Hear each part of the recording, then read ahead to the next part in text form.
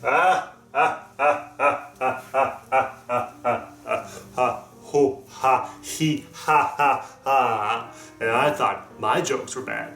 Hello, everybody, and welcome to another movie review vlog. And I just got back from watching Joker, well, the other day, but it took me a while to get this video up and running, but better late than never, I'd say. So anyways, Joker movie, the most controversial movie that is out right now. And I gotta say, right off the bat, that anybody who thinks otherwise, whether it be news outlets or film critics at Rotten Tomatoes, I just want to be clear to you all right now that this Joker movie does not appeal, nor does it incite any type of violence or encouraging people to commit mass murders of any kind. Let me just say that right now.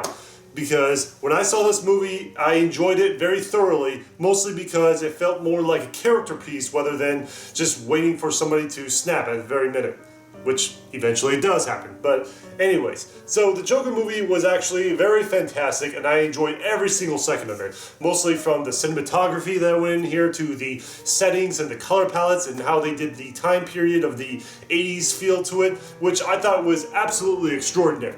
Todd Phillips did a lot of great directorial work for a lot of these actors, and Joaquin Phoenix himself does a spectacular job as well. And I will have to say that he is quite on par with Heath Ledger as well.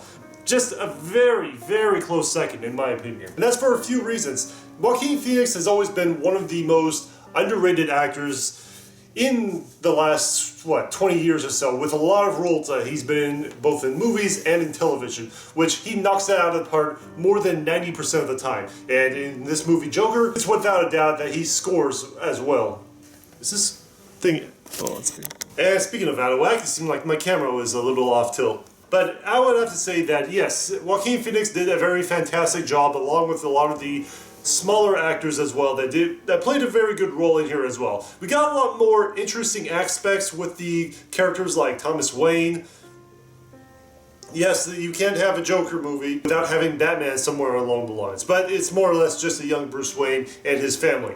And I thought the way they played those off, they did pretty well for the most part, at least for the parent side of things. With the actor who played Thomas Wayne, I can't really remember his name. A lot of other things I would have to say is that one of the biggest complaints that people would have to say about this movie is the violence, and I will have to say that it does use violence in this movie. This movie does use violence, but it's more sparingly, not as often as you might think.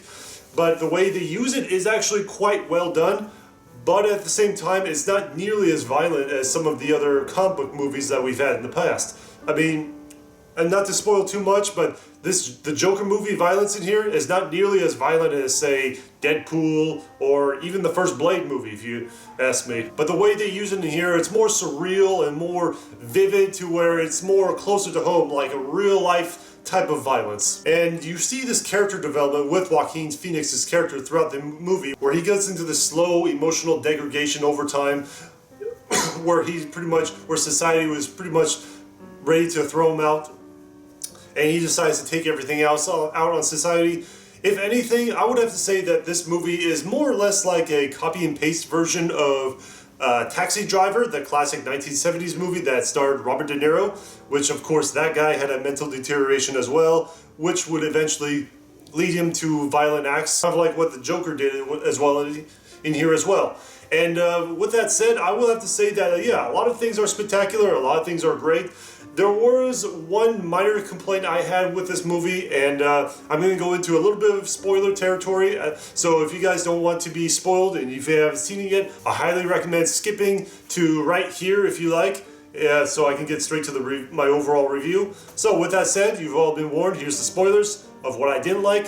5, 4, 3, 2, 1. Alright, so in the movie, they have a bit of a subplot where in order for them to introduce Thomas Wayne in here and the rest of the Wayne family, the Joker's mother had to say that he was actually the illegitimate child of Thomas Wayne, which of course was later untrue throughout the movie. But when he went to Wayne Manor, of course, he also toyed with Bruce Wayne, a little boy Bruce Wayne, for a little bit. And throughout the movie, it was a nice little subplot to introduce the Waynes and have them in here, but at the same time, near the end of the movie where Joker decides to go on a chaotic rampage with all the rest of the clown masked rioters, there was one scene where Bruce's family leaves the movie theater and gets shot in the alleyway, not by a random mugger, but of course a rioter wearing the clown mask, which kind of throws a whole wrench into the whole Batman origin, if you ask me. And then that's one thing I really didn't like.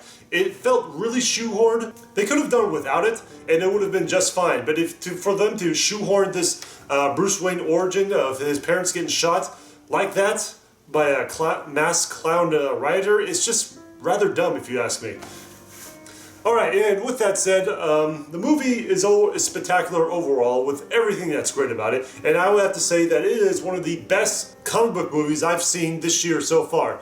Quite possibly in my top 3. If you guys haven't checked my IMDb list, it's in the description box below of all the best to worst live action comic book movies. But with that said, I would have to give Joker movie a very solid 4.5 out of 5 stars. Well within the top 10, if not top 3 best comic book movies I've ever seen. So I want to ask you guys something. What did you like or not like about this movie? Feel free to let me know in the comment section below. And of course, if you guys would like to support this channel or have any requests of your own for any future movie vlogs for me to review, feel free to let me know on my Patreon page for the low price of $1 a month. And for $1 a month, I will take any requests, as well as I'll give you guys a free shout out on my channel as well, whether it be on here or on the BoobTube review videos. And speaking of BoobTube review videos, yes, I will be making a comeback to those at some point.